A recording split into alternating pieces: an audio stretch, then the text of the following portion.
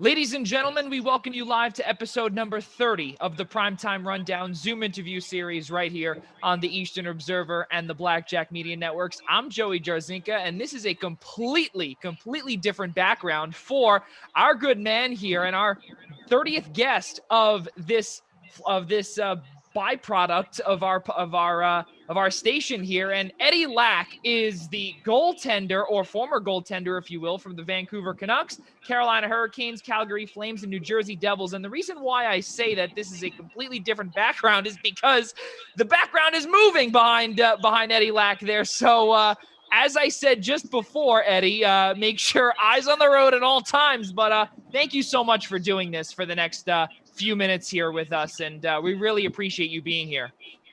Thank you for having me. You should have waited and had me on the 31st episode, because that was my number when I played, right? So that would have been a little bit more fitting. But maybe I can be on the next episode too. Yeah, that's true. Absolutely. Well, you know what? There's actually still time. And now those that are watching that are avid followers of our flagship podcast, the Primetime Rundown, we're only up to episode number 27. So we've got 4 more, and then we'll have to get you, Eddie, on that show to get your number on there. So how are you doing during this quarantine? Obviously, you know, where you are now in Arizona, things are, starting to pick back up. So, how are things going out there? Good. I mean, me and my wife, we haven't done like a lot. We haven't gone out to eat dinner really. We went like a few weeks ago when they first opened up to a few dinners, but now when like the bars and everything closed down again, we basically just been quarantining ourselves. Unless situations like this when I have to work and I have to show houses, right? But yeah, I mean, we don't see a lot of.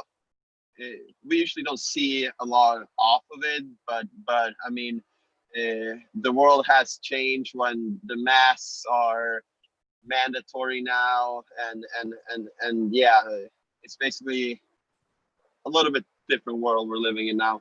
Yeah, I was going to say it's a completely different world. And not only that, too, but especially, again, where you are is that, you know, we're starting to see things pick back up. And obviously here on the East Coast, things are slowly declining. So I definitely do hope that you, your wife, and your entire family, whoever's out there with you, stay safe and maintain social distancing. So obviously, yeah, for sure. So obviously for those that are watching here and are avid Vancouver Canucks fans, Carolina Hurricanes fans, or simply avid Eddie Lack fans, this podcast has to do with all of our guests being from the East Coast or having an affiliation with the East Coast. So Eddie has had 2 out of 4 teams have been on the East Coast, one in Carolina and one not too far west from here in New Jersey. So let's get to it, Eddie, for as long as you have, which is about another half hour, which is fantastic. So I had to actually look up the pronunciation of where you were born. So thank you very much, YouTube, for that one. So Norrtälje, Sweden. How's that? Very good. Very good. I love it. It took me about 3 to 4 hyphenetic spells to get that. But Norrtälje, Sweden, rather. Talk about how hockey became the sport for you. So I started playing when Sweden won the Olympics in '94, and it was Peter Forsberg who scored that goal against Corey Hurst that became a stamp in Sweden. And I was 6 years old at the time, and Tommy Salo did like a huge save for Sweden to win in like the shootout, and I was just like, I want to play hockey. I want to try this thing out, right? So I started playing, and I think I was 1 year younger than everyone else, and they went through like skating school and everything, and I pretty much just got thrown into it. So I was for sure the worst skater on the ice, and I think that's what kind of turned me on to goaltending a little bit. Yeah, that's wild, and especially because we've mentioned this on numerous other episodes, where it's very difficult to choose one of the hardest positions in all of sports, and being goaltender for the sport of hockey is got to be one of the hardest positions to not only practice for, but to eventually then play in the world's biggest stage, or rather on the world's biggest stage. And you also did it numerous years, for almost 10 full years in the National Hockey League. And you also did it in the Stanley Cup playoffs as well. We'll get to that in a few minutes. But talk about now from Sweden, obviously, 2006, 2007. You made your professional debut in Sweden's second highest professional league, with a team name called Leksands IF. Talk about your time there and how that eventually got you to where you then obviously signed with Vancouver. Yeah, so I was 17 years old when I moved away from home, and I went to live by myself up in Leksand in like a one-bedroom studio, right? And I lived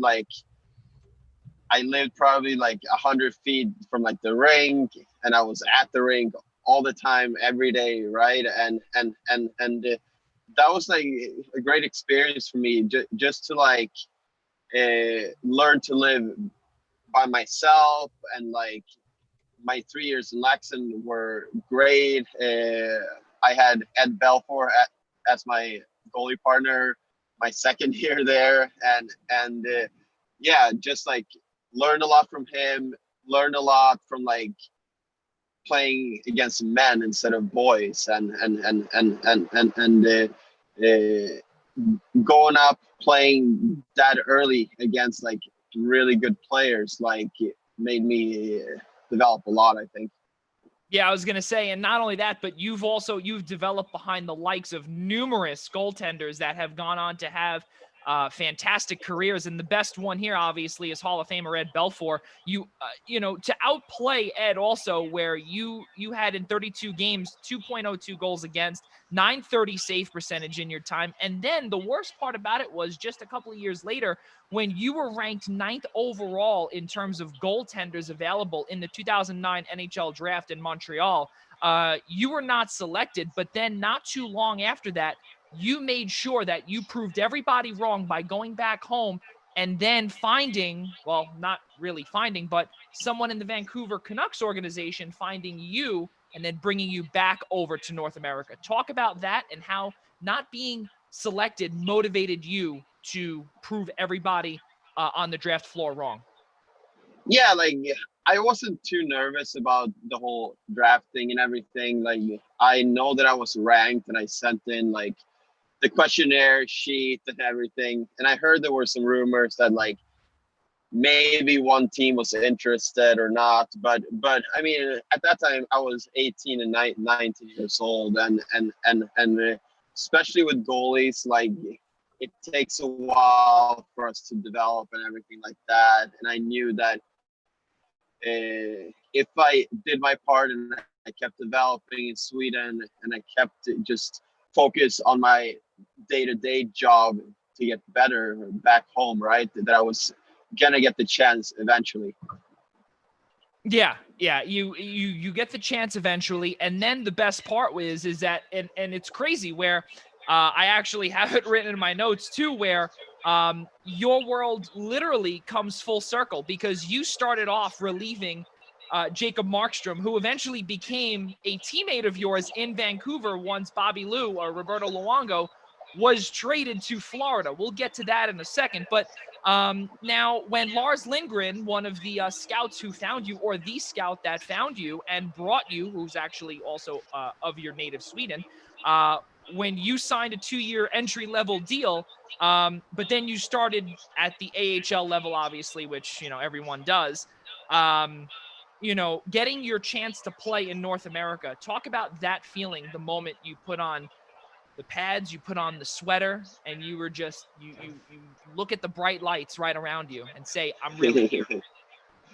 Yeah, I mean, it's like a super cool experience, right? And it's something that I worked for a very long time. And like, when you watch, like, especially when I watch the game now, like when I can't play now, but I see the guys out there and everything, and like, yeah, when you watch the guys, it might look like simple and everything, and like it might not look as hard, but I know the hard work that goes behind the scenes for like years and years and years to even get the chance to play in the best league, right? So I was just very fortunate to be able to play, and like, of course I was hoping to play for a little bit longer than I did, but but to have the career that I had and meet the people that I did along the way,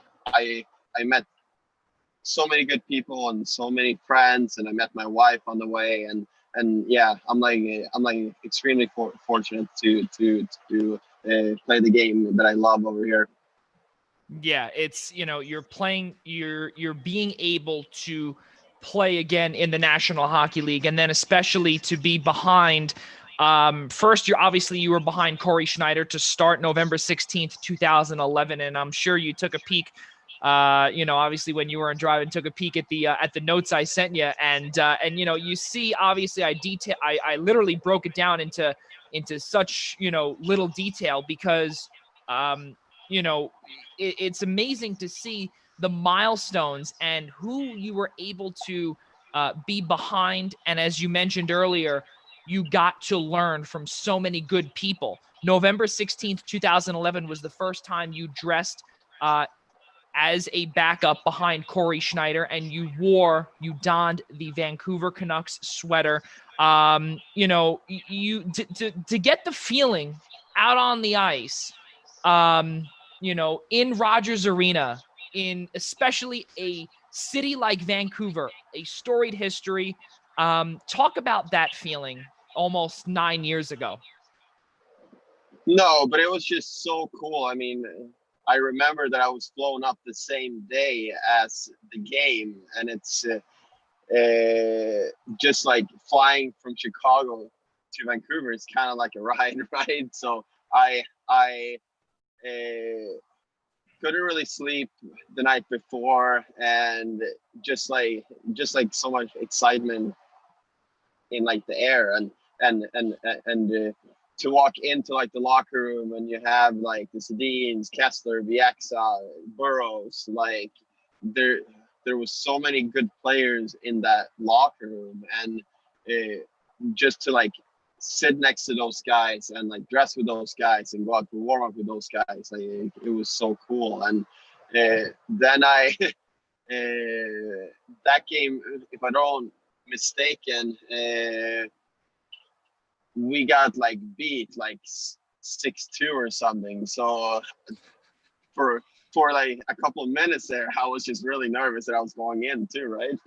Yeah, exactly. Yeah, well, because especially and to just to correct you, 5-1 against Chicago was that Yeah. score. And especially when you go in, and hockey is known.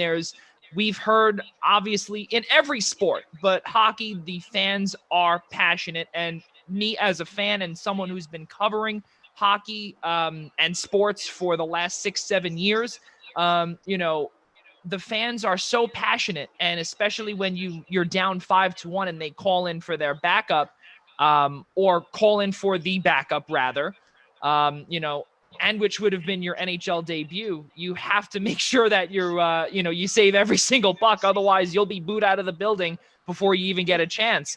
And now, obviously, moving forward a couple of years, Eddie, you became the backup to Roberto Luongo, because in the 2013 draft, Corey Schneider was traded to New Jersey in that same building.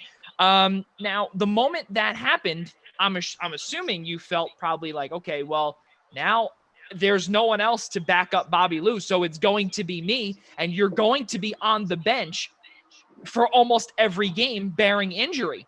Talk about that feeling the moment you heard that Schneider was shipped out of town.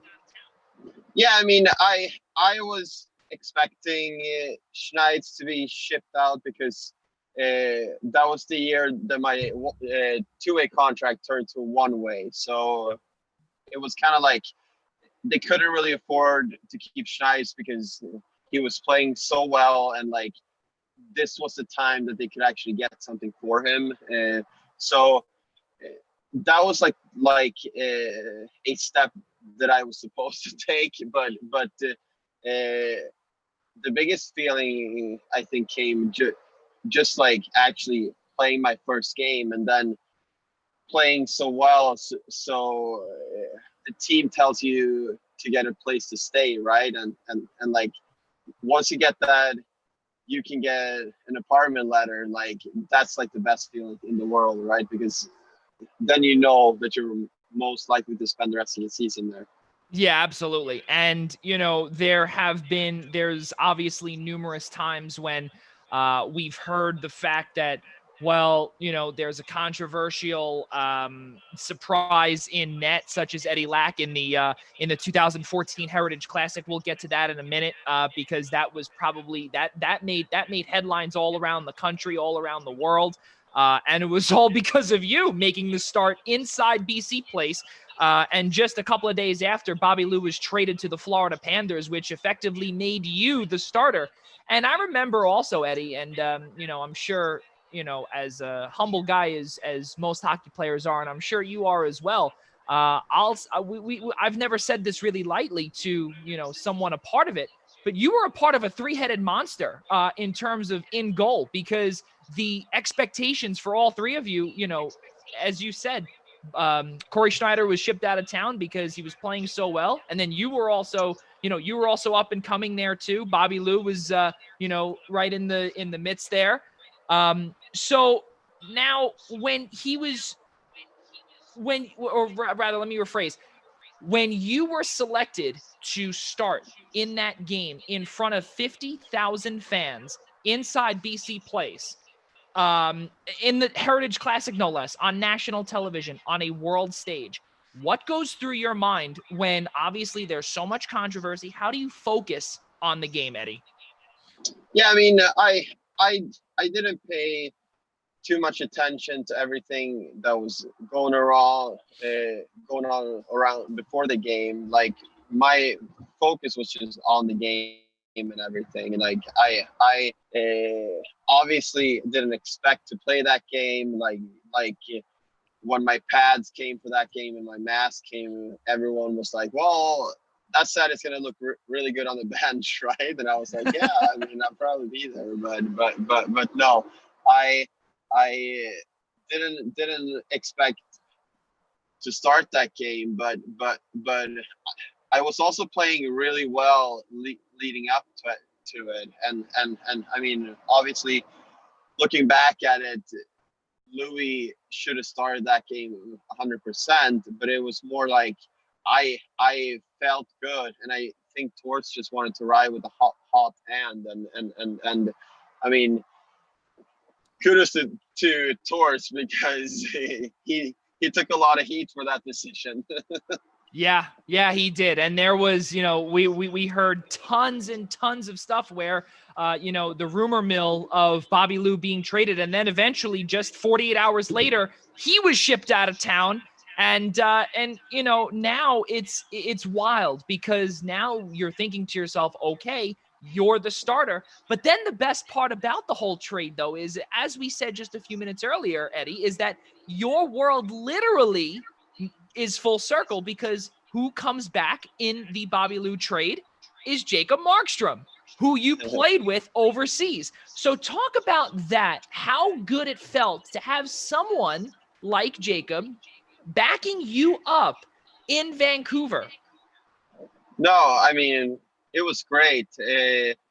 Jacob and I are good friends still to this day, and well, when we played back home in Sweden, we were good friends too, right? And just to have someone that you're familiar with and that you're feeling good with and that you play with before, and like someone that you can talk to and everything, like that was huge. And yeah, me and Jacob are still very good friends. Yeah, it's pretty cool stuff, especially, again, for those that don't know. Roberto Luongo was traded just a couple of days after that that controversial 2014 Heritage Classic. Eddie Lack became the starter. Jacob Markstrom was right behind him. And then this is something that obviously everyone wants to know, and this is the biggest question that I've gotten to ask you from a few people that I know, Eddie, is that you've played with Henrik and Daniel Sedin, the two legends in Vancouver, and especially also because they are also Swedish as well. How good does that feel, or how good did it feel to play behind them in net? Good, good. I mean, they're so skilled with the puck, and like they always have a way of finding each other, and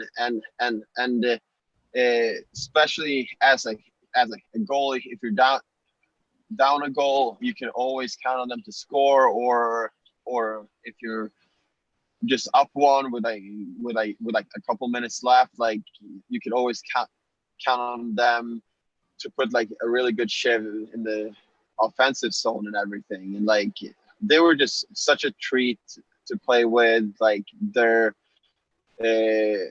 great role models for like young players that are coming up, and like they're just all around like legendary players. So yeah, it was really fun to play with them. Yeah, absolutely. And then obviously, you were able to record that same year your first ever Stanley Cup playoff victory against Calgary, which again, world comes full circle when you get traded to them. We'll get to that in a minute. But again, you're playing in the playoffs for the first time in North America in the Stanley Cup playoffs. And you get a win by a 3-goal margin. Talk about the feeling and the moment you go onto the ice for the Stanley Cup playoffs. What goes through your head? Just like it was such an exciting time. I mean, you work so hard for so many months to get to like the playoffs and everything, and like the city was going crazy. Like everyone was just excited about it, and that's like something that I will never forget. And I flew my dad in from Sweden to like experience it with me and everything. And yeah, it was such a cool moment.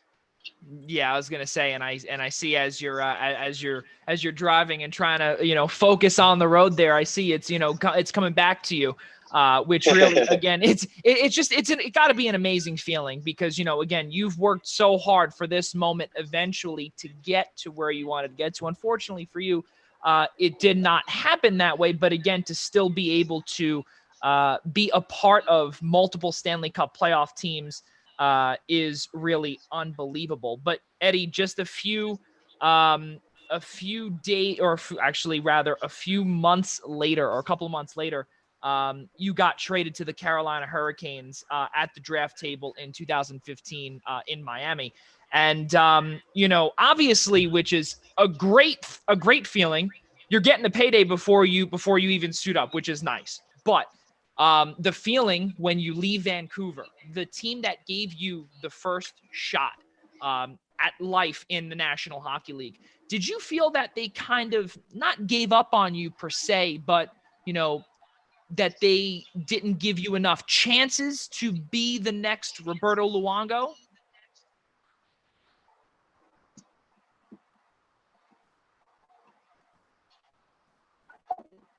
Eddie, you there?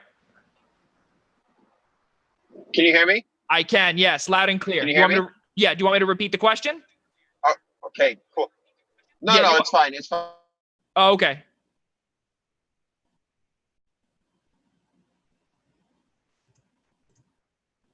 All right, ladies and gentlemen, we're just having some technical difficulties with Eddie Lack here as he's getting to place in Arizona. I hear you now. There we go. Okay, cool. All right, we're just letting the viewers know that there is a little bit of technical difficulty, but would you like me to repeat the question, or are you good there? No, it's fine.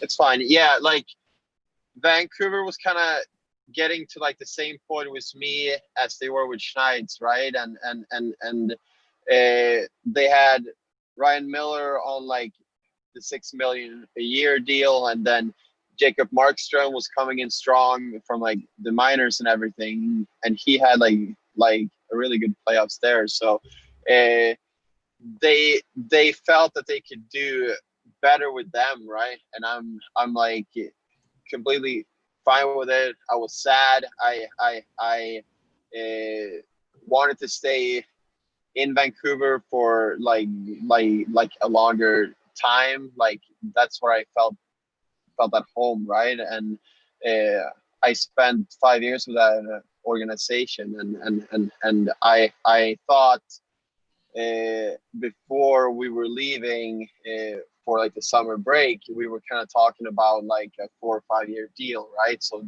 that's kind of what I what was hoping for, that I was going to stay there for a long period of time. Now that didn't happen, and I just tried to make the best out of my situation in Carolina. Yeah, absolutely. And the way it was, obviously, as multiple people say, as the saying goes, it's a business, and obviously everyone at some point either has to move on or they make room for you. And unfortunately, it was the former for you. So now, following your time in Carolina, you then were traded to Calgary and then to the New Jersey Devils, and then your career unfortunately came to a halt following a few injuries. Now, your time now with Arizona State, we'll get to that in just a second, but how we got there, you came out with a little bit of a note or a letter, August 14th, 2019, which seems like, Eddie, almost like a lifetime ago because of everything that's going on here. And you announced that you took or are taking, quote, a break from the game of hockey, and you accepted the goaltending volunteer coaching job for Arizona State University, which has to be the coolest thing, because now you've gone from the pros and now you're going into the amateur level again here on or in stateside.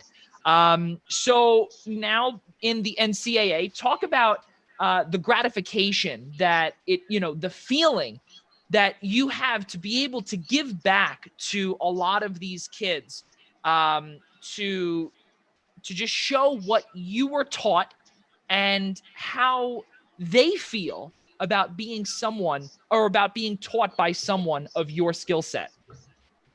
Yeah, I mean, you're gonna have to ask my players about that, but I do feel like this is like a great way for me to give back, and still a great way for me to just have some part of the game of hockey still, and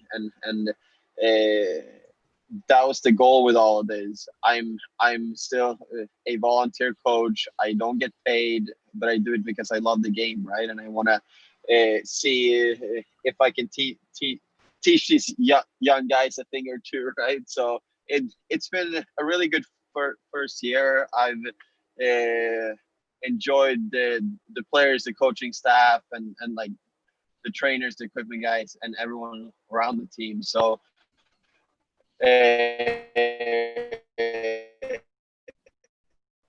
this has fun for me. I think it's something that I'm going to keep doing for a while.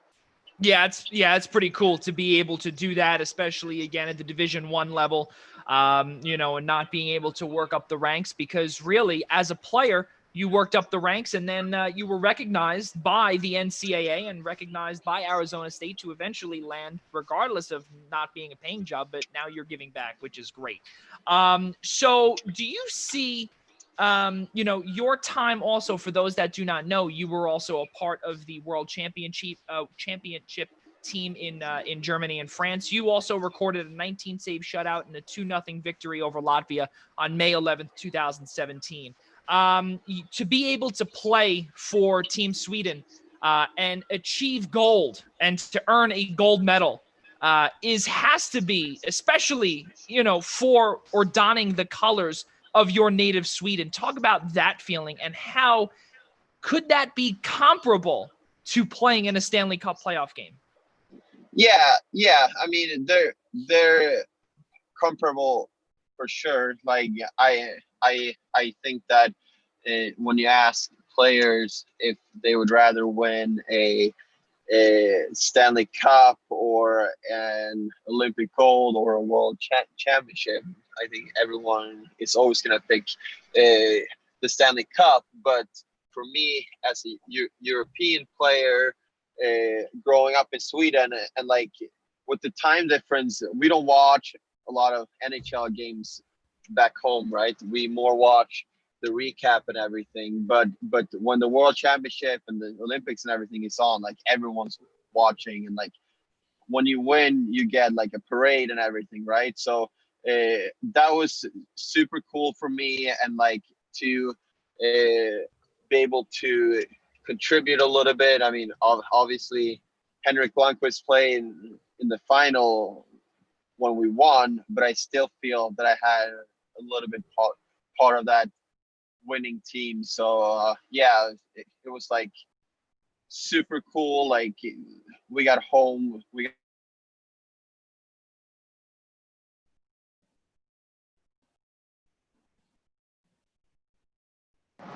can you hear me now? Yeah. Just repeat. Yeah, just repeat the last part of that if you can. We heard up to Henrik Lundqvist was in net for the final. That's the part where we got cut off. Yeah. So Henrik obviously played in the final, but just to feel like I contribute like at least a little bit to like the win was so cool. Yeah, exactly. To be able to contribute and to wear, especially as we've said over and over again, to wear your country's colors on the sweater and on the world stage is really euphoria. It's got to be a euphoria feeling for sure. Now we'll get into, obviously, as we have a couple more minutes, if that's all right, Eddie. You said till about 8:30, which is or 5:30 on your time, which is great, as you're about to show a house. And we'll get to that in just a moment about how you became a real estate agent, because listen, I got to tell you this, and I don't know if I'm breaching a contract here, but out here in New York, we've got a house to sell out here, and I was about to call Eddie Lack Real Estate, but I don't know if you fly out to New York, but yeah. So talk about how you got into the real estate business following your playing career. Yeah, so this is something that my family's been doing back home for a very long time, and I've been doing it for a while too when it comes on like the investment side and everything, and it's something that I've been interested in. So I just wanted to get into this and like see, like try something completely new and just challenge myself. So that was the thought process behind it. I've been doing it for about 6 months now, and it's been really fun so far. It's a lot of work, but it's fun. Yeah, I was gonna say, I mean, just because, what I gotta tell you, what we've been dealing with here with the real estate agent, I can't even imagine how it is to be a real estate agent, because especially being the almost like the liaison between the buyer, between the seller. It's got to be a ton of work. And then on top of it, Eddie, you taking the time out here to talk to me while you're about to go show a house in the next few minutes is really unbelievable, and I can't thank you enough. But we'll wrap it up here in the next couple minutes, but let's just finish up here as we're in the third period of our little conversation here. And you're a tall guy, and we've heard this before. We've heard this on numerous broadcasts before. You've been called the Stork because of your tall stature. So talk about how it is to be nicknamed the Stork. I think you're listed as 6'4" in that, if I'm not mistaken. 5'5", yeah. So, oh, excuse me. The nickname came, I don't know where, but it started in Sweden somewhere, and it was basically just like my tall, skinny ass legs and my upper body is a little bit shorter, I guess. So no, it was a nickname that I got in Brina, and it kind of stuck with me. And just looking back at it now, like when I started playing hockey and I started playing goalie, like it was impossible to know that I was going to grow into being like 6'5", and that was going to be such a huge advantage for me, right? Yeah, So exactly. yeah, it's crazy how stuff happens, and you definitely need a little bit of luck on the way. Yeah, absolutely. And obviously I saw when I asked you the question, I saw your reaction on your face was a little to be called that. And then, it's again pretty cool to have a nickname in the National Hockey League, and especially we don't see that many 6'5" goaltenders. Other than obviously Pecorine, which now he's getting older, and being able to take advantage of the height is really unbelievable. So let's do this here because we have a little bit of time left. During these uncertain times, Eddie, and especially where you are in Arizona now, and you have your team, of course, your players that you are coaching. How difficult is it as an aspiring young athlete to tell someone that you have to stay inside when cases are beginning to go up? In your state in Arizona, things are slowly getting better out here in New York. But especially during the winter months when you can't go outside, you can't, you could run, but you have to maintain social distance. What would be your advice to keep them moving forward? Especially because also we've heard that a lot of these people have obtained some mental issues because of, the constant staying inside and not being able to work out or have the facilities to work out. No, exactly, and I I I hear what you're saying with the mental part and everything, and it's tough. I mean, uh, I just think that uh, for a young athlete, this is a time where you can kind of get ahead from the competition, because not everyone is doing what it takes, right? And you don't need a lot of space to do a workout. Like, you can do your workout on your living room rug, and that's fine, right? Like I do feel like uh, a lot of us are finding excuses not to do things during these uncertain times, and I feel like uh, I'm one of those guys that are trying to just advocate to uh, do more, and you are allowed to do stuff, and you can do stuff to make yourself better every single day, right? And uh, that's what I've been trying to do during the quarantine and stuff, because we weren't allowed to show houses for like a while and everything. Yeah. And my focus then was more to build my online brand and everything. And there's always stuff that you can do, and that's my advice for everyone out there too. It's just find find something that will get you closer to your goal every day. Yeah, absolutely. Really, really perfect there. So now obviously to erase the question that I was going to ask is obviously, anything else that you've been catching up on, in your time as as a retired goaltender, but we know obviously to keep you busy is to be showing houses. So I think we can erase that. Again, with a couple of more minutes left though, I don't know, because my clients are here, so I might have to run. All right, no problem. Last question, I promise you. So, because of summer's here now. What's your favorite ice cream flavor?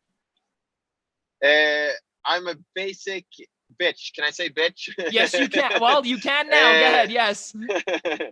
I'm a basic vanilla bitch. I like it. That's good. Eddie, go ahead. I really do appreciate it. We'll text you later. Thank you so much. And go ahead. You can log off now. Yeah, we'll talk later for sure. All right. We will. Thank you. Have a good day. All right, man. All right, ladies and gentlemen. So as this is the first time that we're going to be doing this, but Eddie Lack is showing a house right now. So we'll get to the part of the credits here. So ladies and gentlemen, join our friends Kurt, Kenny, Jim, and Petro on Saturday night, July 11th, starting at 8 p.m. as they talk all things sports over at the K&K Sports Show, airing Saturdays and Wednesday nights, evenings on Facebook and our sister station, the I-95 Sports and Entertainment Network. For more information, please log on to their Facebook page at K&K Sports Show or visit i95sportsnetwork.com. Wow, this is very weird, actually. This is the first time that we are doing this solo, but Hockey Week continues here. And for those that are watching, it still is Hockey Week, ladies and gentlemen. So Hockey Week here is presented to you by Blue Line Deli and Bagels here out on Long Island. Please visit them at 719 West Jericho Turnpike here on Long Island in Huntington, New York. For more information, please visit BlueLineDeli.com and check out their owner, Donald Rosner, who has got to be one of the best business owners that I have ever met. Thank you, Donnie, also for sponsoring us this entire week. Tomorrow, Hockey Week continues here on the Eastern Observer as we welcome Vancouver Canucks radio play-by-play Brendan Batchelor. He will be with us tomorrow night. Sportsnet 650 in Vancouver starting tomorrow night, 8 p.m. Eastern time, right here on the Eastern Observer. Ladies and gentlemen, one last time, I'm Joey Jarzynka, and for all of us at the Eastern Observer and the Blackjack Media Networks, we'll see you next time.